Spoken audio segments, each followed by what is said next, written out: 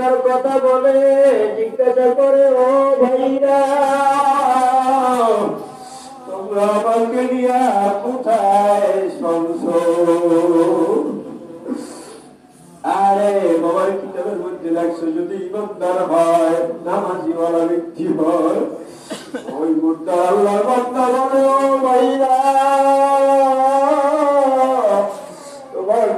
তোমরা আমাকে তাড়াতাড়ি কবর দাও,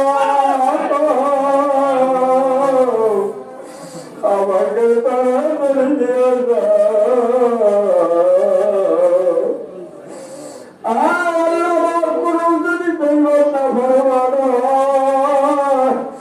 ওই খাদের উপরে উইঠা যখন তাকে নিয়ে যায় তখন বলতে আছে, আরে তোমরা আমাকে কোথায় নিয়ে যাও, আমার তো ভয় হইতেছে, তোমরা আমাকে কোথায় নিয়ে যাও, আমার তো ভয় হইতেছে। এই সময় তার এমন করে চিৎকার দেয়, ও বাবা দুনিয়ার কোনো মানুষ তার আওয়াজ শুনে না বাবা, এরপরে তোমাকে আমাকে দৌড়াদৌড়ি করে কবরে রাখিয়েছিল।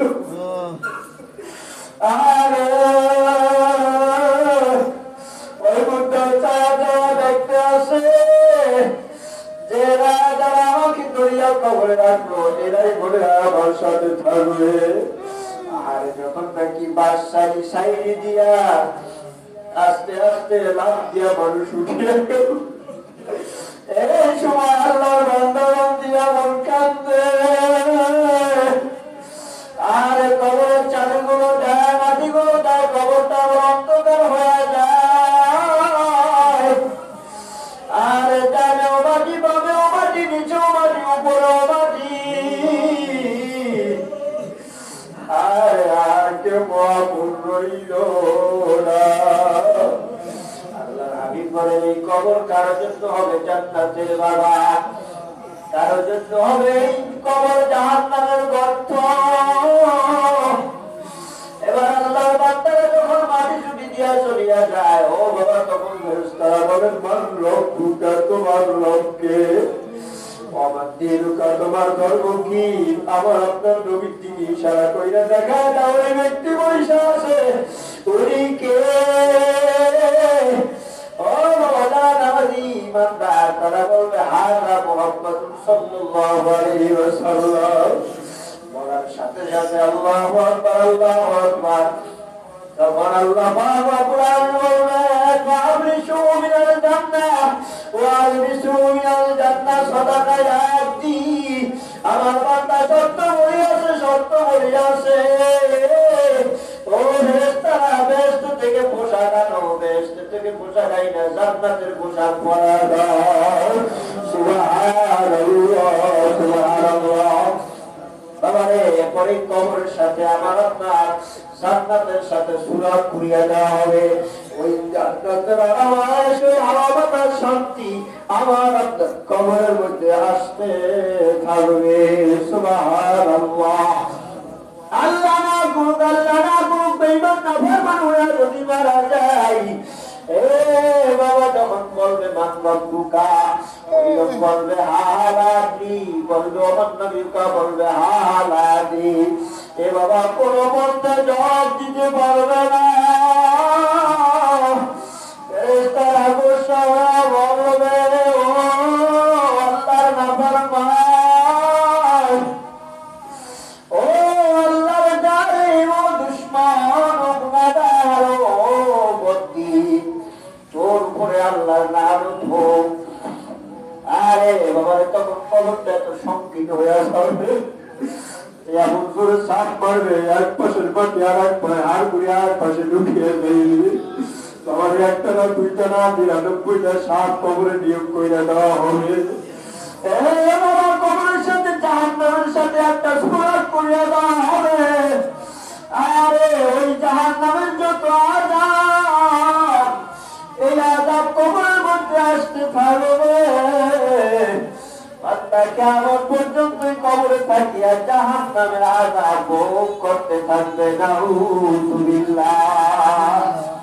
কাজেই বাবারে ভাইরে আসুন, ওই কবরে সবাই যাওয়া লাগবে, কেউ কিন্তু থাকতে পারবো না।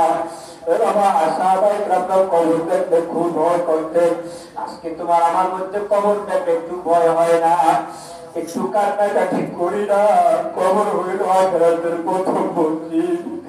সেই কবর একবার শান্তি পাইলে সবগুলা ঘাটিতে সে মুক্তি পাওয়া যাবে। দাদি বাবার কবর কিন্তু প্রতিদিন আমাকে তোমাকে ডাকে, আমার কাছে ভালো আমল নিয়ে আসিও। আমি বোকার করে ঘর, আমি সব বিশ্বর ঘর, আমি একাকির ঘর, আমি অন্ধকারের ঘর। আমার কাছে ভালো আমল নিয়ে আসো, ভালো ব্যবহার পাইব। আর যদি খারাপ আমল নিয়ে আসো, আমার ব্যবহার দেখতে পাইব।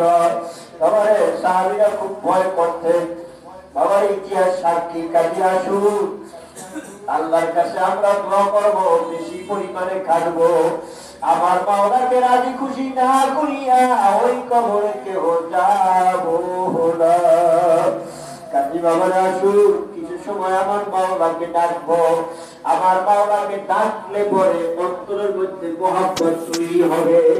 এ বাবা, সে যাকে চিনে সে তাকে মানে। আল্লাহকে যত বেশি ডাকবেন মাওলার মহব্বত অন্তরে ততই জমবে।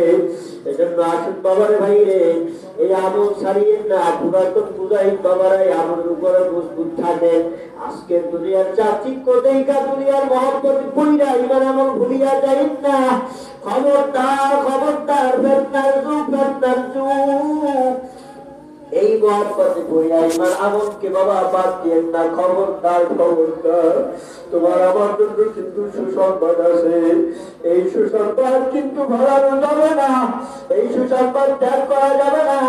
কাজেই আসুন, আল্লাহ নবী আমাদের হাতে পায়ে বুঝাইয়া বলতে আসেন, আল্লাহ পাক রব্বুল আলামিন আমাদের সবাইকে উপরে আমল করার তৌফিক দান করেন, আমিন। কাজেই বাবারে কিছু সময় ডাকবো, ধ্যান জ্ঞানের সাথে আমার মাওলাকে ডাকবো, আমার মাওলাকে ডাকবো ধ্যান জ্ঞানের সাথে মৌতের মুরাকাবা করিয়া। মনে করবো আমি এখন আর দুনিয়াতে নাই, আমি আমার কিছুই নাই, কিছুই নাই। এ বাবা তখন জিকির করবেন সুবহানাল্লাহ, আলহামদুলিল্লাহ, আল্লাহু আকবার। দিলে দিলে খেয়াল করবেন আমি আমার মাওলাকে ডাকতে আসি, আমার মাওলাই ডাকে সাড়া দিতে আসে। যখন জিকির করবো লা ইলাহা ইল্লাল্লাহ, তখন ধীরে ধীরে খেয়াল করবো আল্লাহ বাদে কেহ মাবুদ নাই। যখন জিকির করবো ইল্লাল্লাহ, ধীরে ধীরে খেয়াল করবো আমার